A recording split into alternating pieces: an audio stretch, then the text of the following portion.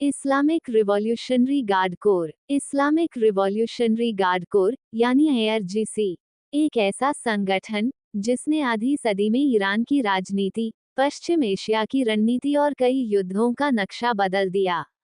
हम तेहरान जा रहे हैं। देखिए फरवरी 1979।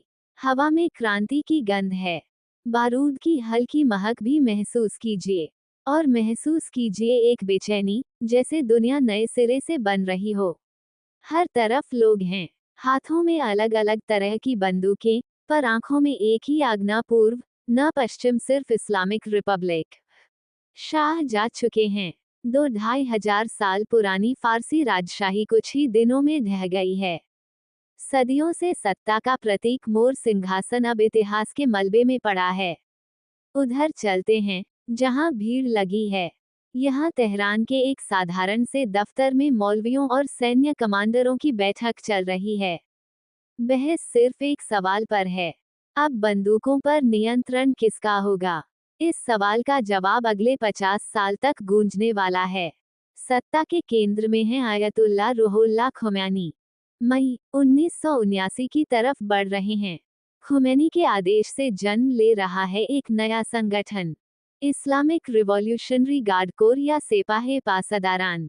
यह पारंपरिक सेना नहीं है। ईरान की नियमित सेना, जिसे आर्तेश कहा जाता है, दशकों तक पहलवी राजशाही की सेवा करती रही थी। उसके अधिकारी अमेरिका और पश्चिमी देशों में प्रशिक्षित थे, और उसकी निष्ठा शाह के प्रति थी, न कि मौलवियों के प्रति। खुमैनी को 1953 की वह घटना भली भांति याद है, जब CIA समर्थित तख्तापलट ने लोकतांत्रिक रूप से चुने गए प्रधानमंत्री मोहम्मद मोसादेक की सरकार गिरा दी थी और शाह को दोबारा सत्ता में बिठा दिया था। खुमैनी ऐसा दोबारा नहीं होने देंगे। सत्ता के लिए कई ताकतें मैदान में हैं, वामपंथी, राष्ट्रवादी, इस्लामी गुट और कुर्द अलगाववादी। खुमैनी को पता है कि क्रांति को बचाने के लिए अपनी अलग सैन्य ताकत जरूरी है। इस्लामिक रिवॉल्यूशनरी गार्ड कोर पासदारान यानी खुदा के सिपाही आ गए हैं। ये फौज सीधे खुमैनी के प्रति जवाबदेह है। युवा, धार्मिक जोश से भरे लड़ाके, जो अलग अलग हथियारबंद संगठनों से आए हैं, एक नए सैन्य ढांचे में ढाले जा रहे हैं। अब ईरान में दो सेनाएं हैं, एक आर्तेश, जो ईरान की सीमाओं और क्षेत्रीय संप्रभुता की हिफाजत करती है, और दूसरे हैं पासदारान, जो इस्लामी क्रांति की रक्षा करते हैं, तख्तापलट रोकते हैं, आंतरिक विरोध को दबाते और इस्लामी नियमों को लागू करते हैं। अगले पड़ाव की तरफ बढ़ रही है। 1980। हम दक्षिणी ईरान में खुर्रम शहर और बसरा के बीच हैं। सुनाई दे रही है तोपों की आवाज। सितंबर 1980 में सद्दाम हुसैन की सेना ने ईरान पर हमला कर दिया। उसे उम्मीद थी कि नई क्रांति वाला देश जल्दी टूट जाएगा, पर वह बुरी तरह गलत साबित हुआ। IRGC के पास आधुनिक हथियार कम हैं, न बराबरी के टैंक, न कोई बड़ी वायुसेना। लेकिन उनके पास एक चीज है, मरने की तैयारी। पासदारान ह्यूमन वेव हमले कर रहे हैं। ये बलिदान पर चलने वाली क्रांति थी। एक युवा फौजी दिखाई दे रहा है, नक्शे पर झुका हुआ। उसका नाम है कासिम सुलेमानी।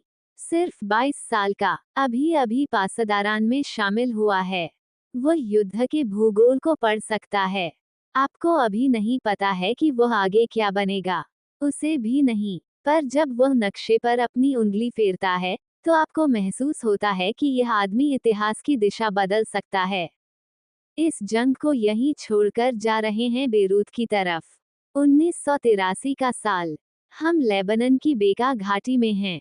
IRGC यहाँ 1982 से मौजूद है। कागज पर उनका मिशन था फलस्तीनी लड़ाकों को प्रशिक्षण देना, पर असली योजना कहीं ज्यादा बड़ी थी। यहाँ तंबाकू और इलायची की खुशबू वाले सुरक्षित घरों में बैठकों का दौर चल रहा है।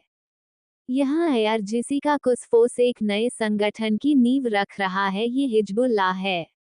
ईरान पैसा देगा, हथियार देगा, प्रशिक्षण देगा और बदले में हिजबुल्लाह ईरान को देगा भूमध्य सागर तक रणनीतिक पहुंच। 23 अक्टूबर 1983 को एक ट्रक बम बेरूत में अमेरिकी मरीन बैरकों को उड़ा देता है। 241 अमेरिकी सैनिक मारे जाते हैं। पासदारान के मॉडल का परीक्षण सफल रहा है। 1988, अब हम ईरान में हैं। 8 साल बाद इराक से जंग खत्म हो रही है। IRGC कमजोर नहीं हुआ, वह युद्ध से तपकर निकला है। अब उसके पास है अपनी खुफिया एजेंसी, अपनी नौसेना, मिसाइल कार्यक्रम और पूरे क्षेत्र में मिलिशिया का नेटवर्क। अब 2020 में है। जनवरी का महीना है। हम बगदाद अंतर्राष्ट्रीय हवाई अड्डे के पास हैं। अचानक आसमान चीरती हुई रोशनी दिखाई देती है।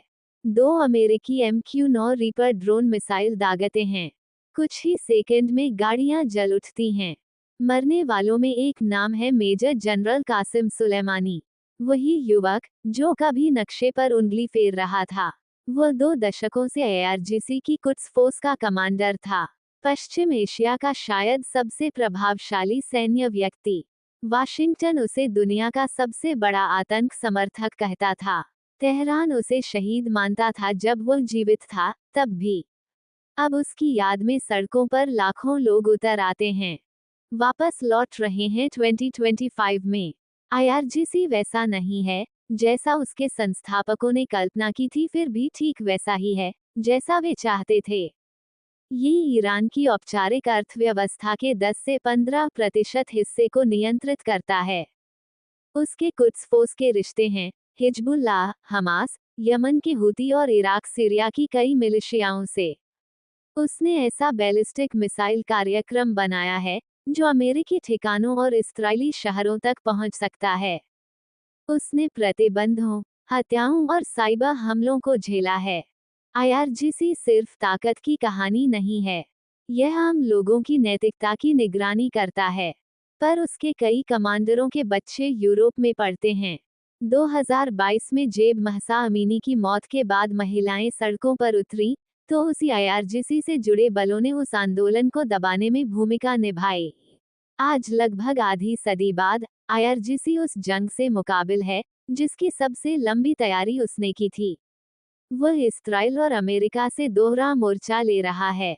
पश्चिम एशिया की यह जंग प्रत्यक्ष और प्रॉक्सी दोनों रूपों में पासदारान का मुस्तकबिल तय करेगी। दुनिया का भविष्य अब केवल इस बात से तय होगा कि सिपाही पासदारान यानी क्रांति के ये पहरेदार आगे भी इतिहास लिखेंगे या इतिहास उनके बारे में अंतिम फैसला लिखने वाला है।